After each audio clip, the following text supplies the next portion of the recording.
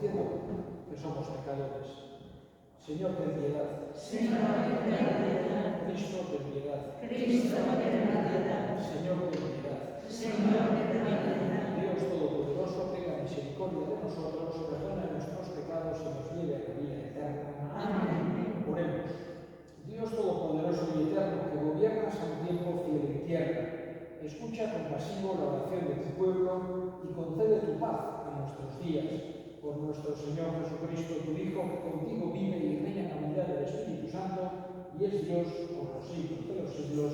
Amén.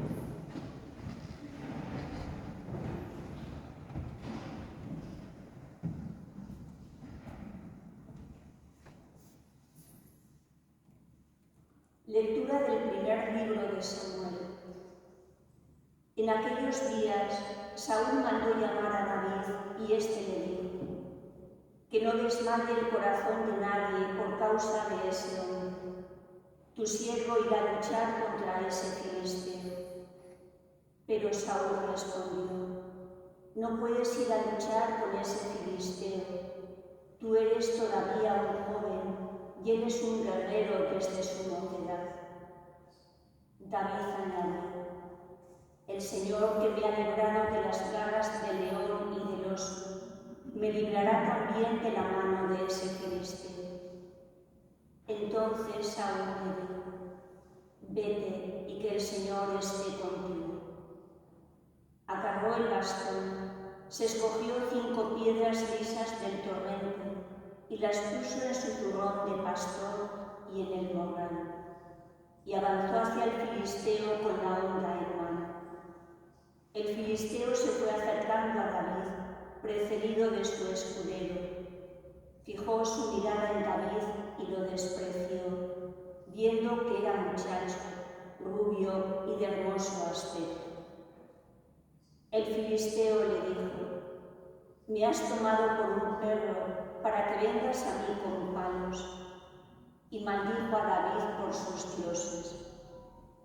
El filisteo siguió diciéndole: acércate y echaré tu carne a las aves del cielo y a las bestias del campo. David le respondió: tú vienes contra mí con espada, lanza y jabalina. En cambio, yo voy contra ti en nombre del Señor del universo, Dios de los escuadrones de Israel, al que has insultado. El Señor te va a entregar hoy en mis manos. Te mataré, te arrancaré la cabeza, yo hoy mismo entregaré tu cadáver y los del ejército filisteo a las aves del cielo y a las fieras de la tierra.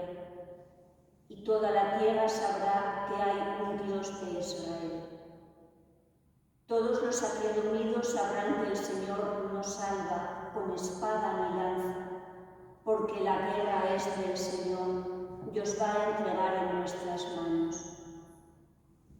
Cuando el filisteo se puso en marcha, avanzando hacia David, éste corrió veloz a la línea de combate frente a él. David metió su mano en el zurrón, cogió una piedra, la lanzó con la honda e hirió al filisteo en la frente. La piedra se le clavó en la frente y cayó de bruces en tierra. Así venció David al filisteo con una honda y una piedra. Lo golpeó y lo mató sin espada en la mano.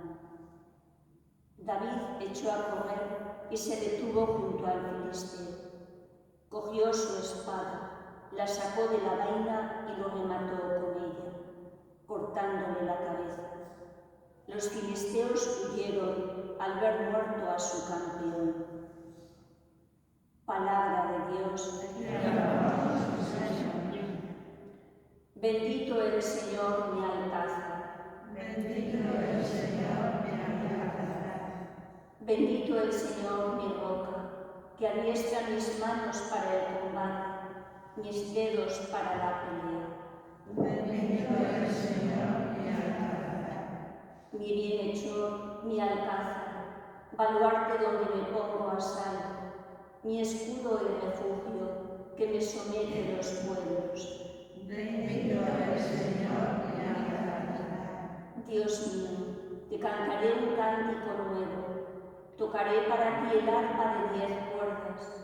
Para ti que das la victoria a los reyes y salvas a David, tu siervo, de la espada maligna. Bendito eres, Señor, en la vida.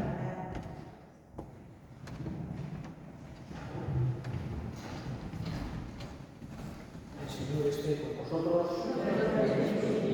Lectura del Santo Evangelio según San Marcos. En aquel tiempo Jesús entró otra vez en la sinagoga y había allí un hombre que tenía una mano paralizada. Lo estaban observando para ver si lo curaba el sábado y acusarlo. Entonces le dice al hombre que tenía la mano paralizada: levántate y ponte ahí en medio. Y a ellos les pregunta: ¿qué está permitido el sábado? ¿Hacer lo bueno o lo malo? ¿Salvarle la vida a un hombre o dejarlo morir? Ellos callaban, echando en torno una mirada de ira, y dolido por la dureza de su corazón, dice al hombre: extiende la mano. La extendió y su mano quedó restablecida. En cuanto salieron los fariseos, se confabularon con los herodianos para acabar con él. Palabra del Señor.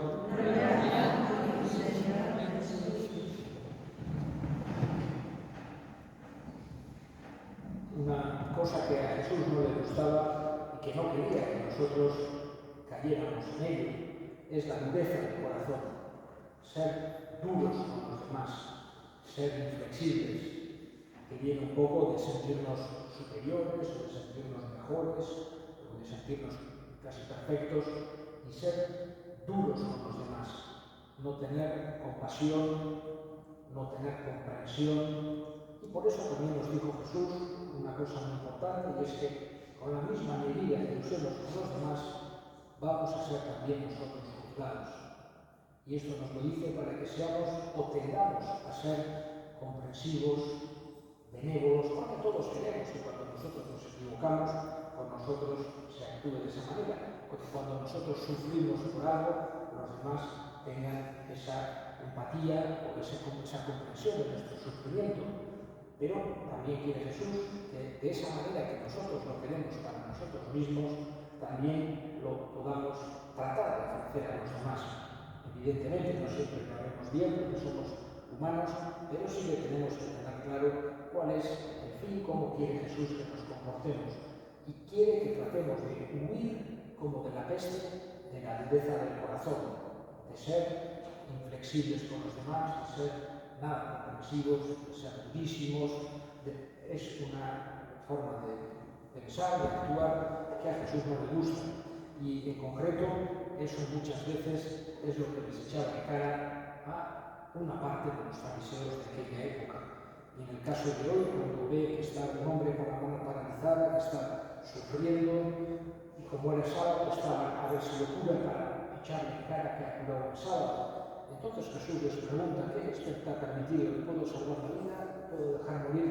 Pero callaron. Y por eso Jesús se sintió muy dolido con esa dureza tan grande de corazón, que incluso estando la persona ahí sufriendo, ellos no les importaba nada que esa persona sufriera, sino que lo que estaban pensando era más bien a ver si cura el sábado para que le podamos echar en cara. Jesús le curó igualmente, para que nosotros también entendamos, digamos, que cómo tenía que ser entendido realmente el sábado.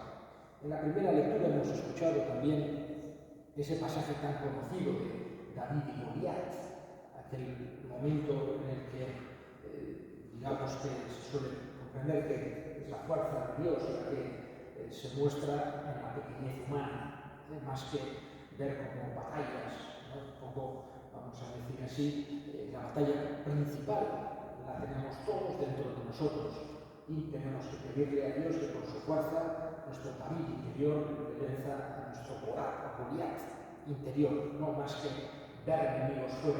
Por ejemplo, la mentalidad que sobre todo el Vaticano II nos ha querido traer es de no ver al que es distinto, al que está en otro sitio, en otro grupo, en otra forma de pensar, en otra forma de vivir, como un enemigo. Es una cosa que es muy humana, que suceda por el desconocimiento, con el poco trato, con el ser distinto. Podemos ver como enemigos a los que son distintos que nosotros. Y evidentemente en el Evangelio parece clarísimo que no puede ser de esta manera. Jesús no lo hacía de esta manera. Es más, el samaritano era el bueno, el que se suponía que era el enemigo, etc. Pero el Vaticano II ha querido, tanto con las personas de otras religiones, viendo un poco lo positivo que hay en la religión, por ejemplo el decreto Nostra Aetate, que habla de otras religiones, del Islam, o del judaísmo, o del budismo, etc., de aquello que nos une también con esas religiones, las cosas de un solo Dios que ha creado, etc., incluso en el Islam, la Virgen María, Jesús como profeta, etc., y quiere que en vez de tener los cristianos una mentalidad como de lucha contra ellos exterior, como viéndolos como enemigos, que tengamos una, vamos a decir, voluntad de diálogo. Esto no quiere decir que haya que renunciar a nuestra fe o que haya que renunciar a la revelación o a la verdad, pero sí que hay que tener una visión distinta, una visión más positiva. Y esto que el Vaticano II nos enseña respecto incluso a otras religiones, lo acentúa también muchísimo en el ecumenismo intracristiano, en esta semana en la que estamos celebrando la Semana de Oración por la Unidad de los Cristianos. Y no quiere que veamos a un protestante o a un ortodoxo o a un copto egipcio separado o a un etiópico, que los veamos como un africano, que los veamos como un enemigo al que hay que combatir, sino que lo veamos como un hermano separado. Digamos que esta es la expresión que el Vaticano II utiliza, hermanos separados, pero somos hermanos y tenemos que tener la voluntad de ser hermanos unidos en lugar de hermanos separados. Y por eso en esta semana es también importante que tratemos de entrar en esa mentalidad que nos trae el Vaticano II, pero que es una mentalidad del Evangelio, no es una cosa, digamos, que se ha inventado, sino que en un tiempo también en el que está mucho más avanzado todo, tanto el nivel intelectual de las personas como el nivel, por lo menos a nivel de educación, o el nivel de capacidad de tener trato con, como había comentado, en todos los lugares, en sitios de distintos lugares, distintas religiones, en el que podemos tener otra cercanía a nivel de comunicaciones, tanto del transporte como de internet, etc. Hay unas posibilidades mucho más grandes de interactuar con cristianos de otras confesiones. Y es muy importante que no nos veamos como un rival, un enemigo, alguien a quien hay que condenar, sino al revés. Quiere el Vaticano II hacernos entender, verlos como hermanos, verlos como cercanos, fomentar ese diálogo. Como decía, el diálogo no supone renunciar a la fe o renunciar a la verdad o renunciar a la revelación, sino tratar de profundizar y siempre partiendo de lo que une, intentando llegar a esa unidad. Pedimos a Jesús que nos dé esta mentalidad que nos ha traído en el Evangelio, de ver a todos como hermanos, y en esta semana muy especialmente a todos los demás cristianos, pidiendo a nuestro buen pastor que nos una, que los hermanos separados, que las ovejas separadas, que los rebaños separados, volvamos a ser un solo rebaño con un solo pastor.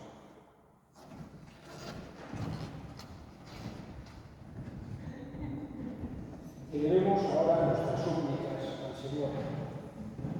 Vamos a pedir por la unidad de los cristianos para que todos, católicos, protestantes, ortodoxos, nos veamos como hermanos, como cercanos. Roguemos al Señor. Pedimos por los cristianos de distintas confesiones que en el mundo son perseguidos por el hecho de serlo, para que Dios les dé fuerza, Dios les ayude. Muchas veces en esas situaciones se unen más los de distintas confesiones y que su testimonio mueva muchos corazones. Roguemos al Señor. Escucha, Padre, la fe que dirigimos por Cristo nuestro Señor. Amén.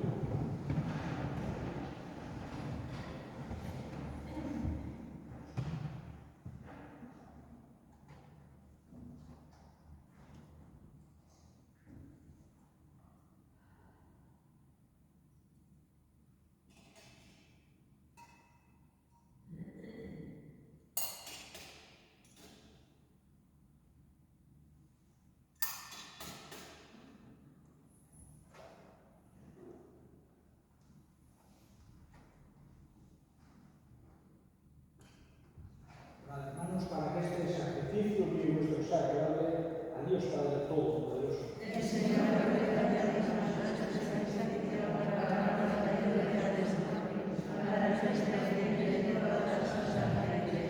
concédenos, Señor, participar dignamente en estos sacramentos, pues cada vez que se celebra el memorial del sacrificio de Cristo, se realiza la obra de nuestra redención por Cristo nuestro Señor. Amén. Jaume Zueki, Ora Biozak, Escobar Jamaico, Jaumerí. En verdad es justo y necesario nuestro deber y salvación, dar gracias siempre y en todo lugar. Señor Padre Santo, Dios Todopoderoso y Eterno, que por amor creaste al hombre y aunque condenado justamente, con tu misericordia lo redimiste por Cristo Señor nuestro. Por él los ángeles alaban tu gloria, te adoran las dominaciones y tiemblan las potestades, los cielos sus virtudes y los santos serafines te celebran unidos en común alegría. Permítenos asociarnos a sus voces cantando humildemente tu alabanza.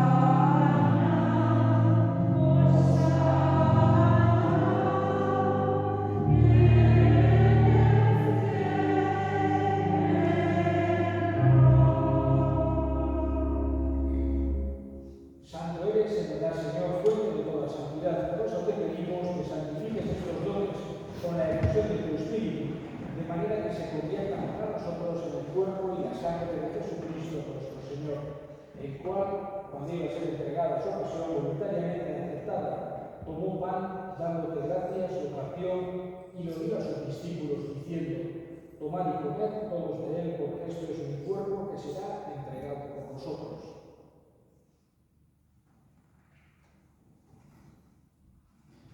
Del mismo modo, acabada la cena, tomó el cáliz y dándote gracias de nuevo lo pasó a sus discípulos diciendo: tomad y bebed todos de él, porque este es el cáliz de mi sangre, sangre de la alianza nueva y eterna que será derramada por vosotros y por muchos para el perdón de los pecados. Haced esto en conmemoración mía.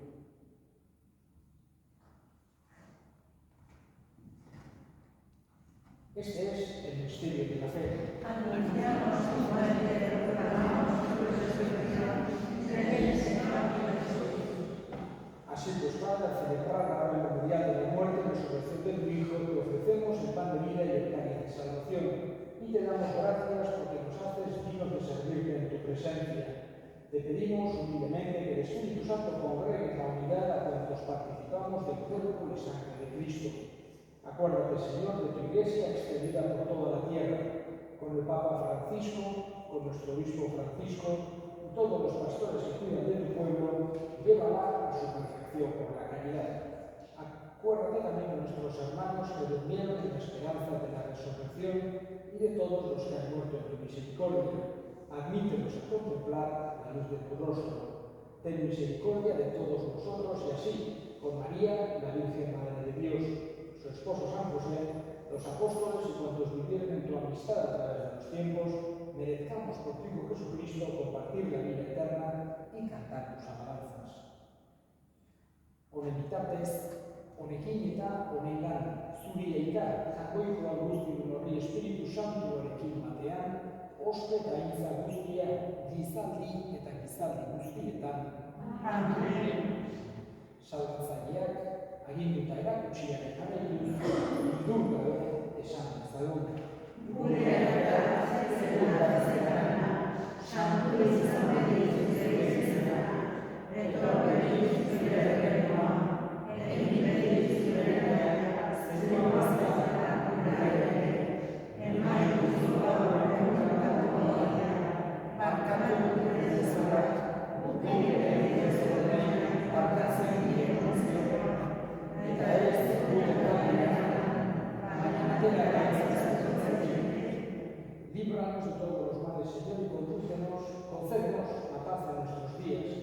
para que, ayudados por tu misericordia, vivamos siempre libres de pecado y protegidos de toda perturbación, mientras esperamos la gloriosa venida de nuestro Salvador Jesucristo.